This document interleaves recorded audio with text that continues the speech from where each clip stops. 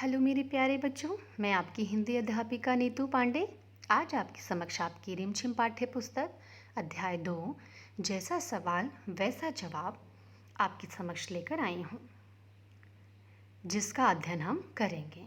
हाल ही में इस पाठ से संबंधित आपसे एक पीडीएफ साझा किया गया था। मैं पूरी उम्मीद करती हूँ आपने उसे अवश्य ही पढ़ा होगा और अकबर के जीवन काल से संबंधित कुछ बातें भी आपने जानी होंगी। पर मैं चाहती हूँ हम अपने अध्याय की शुरुआत करने से पहले अकबर के जीवन की कुछ रोचक बातें जान लें। आइए हम शुरुआत करते हैं। अकबर का पूरा नाम बदरुद्दीन मोहम्मद अकबर था।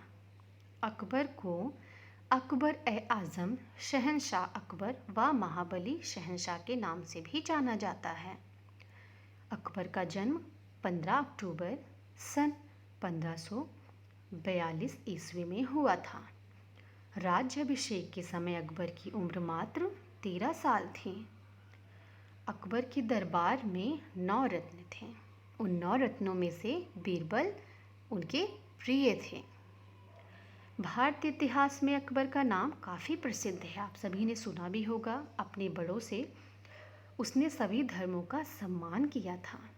अकबर ने बुलंद दरवाज़ा का निर्माण करवाया था तथा अकबर ने फतेहपुर सीकरी नामक नगर की स्थापना की थी, जो कि आगरा के निकट है। अकबर की मृत्यु सन 1605 ईस्वी में हुई थी। तो ये कुछ महत्वपूर्ण बातें जो कि अकबर के जीवन से संबंधित थी। आइए हम अपने अध्याय की शुरुआत करते हैं। जैसा सवाल वैसा जवाब। बादशाह अकबर अपने मंत्री बीरबल को बहुत पसंद करता था। बीरबल की बुद्धि के आगे बड़े बड़ों की भी कुछ नहीं चल पाती थी। इसी कारण कुछ दरबारी बीरबल से जलते भी थे। वे बीरबल को मुसीबत में फंसाने के अलग अलग तरीके खोजते रहते थे। क्यों? क्योंकि बीरबल बहुत बुद्धिमान थे, एक चतुर व्यक्ति थे। उनको कोई भी नहीं हरा पाता था बातों से। अकबर के एक खास दरबारी ख्वाजा ज़रा को अपनी विद्या और बुद्धि पर बहुत घमंड था। वो बहुत अभिमान करते थे। बीरबल को तो वे अपने सामने निरा बालक और मूर्ख समझते थे, क्योंकि वह सोचते थे वही एक बुद्धिमान है। लेकिन अपने ही मानने से तो कुछ होता नहीं। दरबार में बीरबल की ही तूती बोलती और ख्वाजा साहब की बात ऐसी लगती थी जैसे नक्कार खाने में तूती की आवाज़।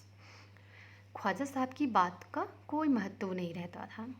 ख्वाजा साहब की चलती तो वे बीरबल को हिंदुस्तान से निकलवा देते, लेकिन निकलवाते कैसे?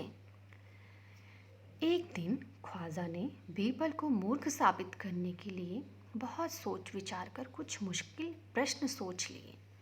उन्हें विश्वास था कि बादशाह के उन प्रश्नों को सुनकर बीरबल के छक्के छूट जाएंगे और वह लाख कोशिश करके भी संतोषजनक उत्तर नहीं दे पाएगा। फिर बादशाह मान लेगा कि ख्वाजा ज़रा के आगे बीरबल की कुछ नहीं है, कुछ नहीं चलती। ख्वाजा साहब अचकन पगड़ी पहनकर दाढ़ी सहलाते हुए अकबर के पास पहुँचे और सिर झुकाकर बोले, बीरबल बड़ा बुद्धिमान बनता है, आप भी उसकी लंबी चौड़ी बातों के धोखे में आ जाते हैं। मैं चाहता हूँ कि आप मेरे 3 सवालों के जवाब पूछकर उसके दिमाग की गहराई नाप लें।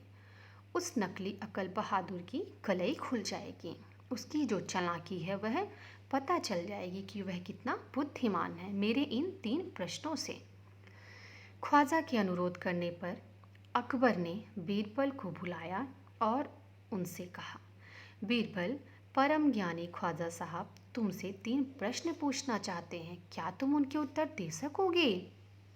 बीरबल बोले, जहाँ पनाह ज़रूर दूंगा, खुशी से पूछें। ख्वाजा साहब ने अपने तीनों सवाल लिखकर बादशाह को दे दिए। अकबर ने बीरबल से ख्वाजा का पहला प्रश्न पूछा, संसार का केंद्र कहाँ है? बीरबल ने तुरंत ज़मीन पर अपनी छड़ी गाड़ कर उत्तर दिया, यही स्थान चारों ओर से दुनिया के बीचों बीच पड़ता है। यदि ख्वाजा साहब को विश्वास ना हो तो वे फीते से सारी दुनिया को नाप कर दिखा दें। कि मेरी बात गलत है या सही। अकबर ने दूसरा प्रश्न किया, आकाश में कितने तारे हैं?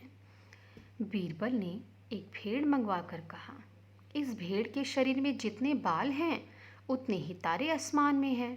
ख्वाजा साहब को इसमें संदेह हो तो वे बालों को गिनकर तारों की संख्या से तुलना कर लें। अब अकबर ने तीसरा सवाल किया, संसार की आबादी कितनी है? बीरबल ने कहा, जहाँ पना संसार की आबादी पल पर घटती बढ़ती रहती है, क्योंकि हर पल लोगों का मरना जीना लगा ही रहता है। इसलिए यदि सभी लोग को एक जगह इकट्ठा किया जाए तभी उनको गिनकर ठीक ठाक संख्या बताई जा सकती है। बादशाह तो बीरबल के उत्तरों से संतुष्ट हो गए, लेकिन ख्वाजा साहब नाक भौं सिकोड़कर, ऐसे गोलमोल जवाबों से काम नहीं चलेगा जनाब। बीरबल बोले, ऐसे सवालों के ऐसे ही जवाब होते हैं, पहले मेरे जवाबों को गलत साबित कीजिए तब आगे बढ़िए। ख्वाजा साहब ने फिर कुछ नहीं बोला, उनकी बोलती बंद हो गई।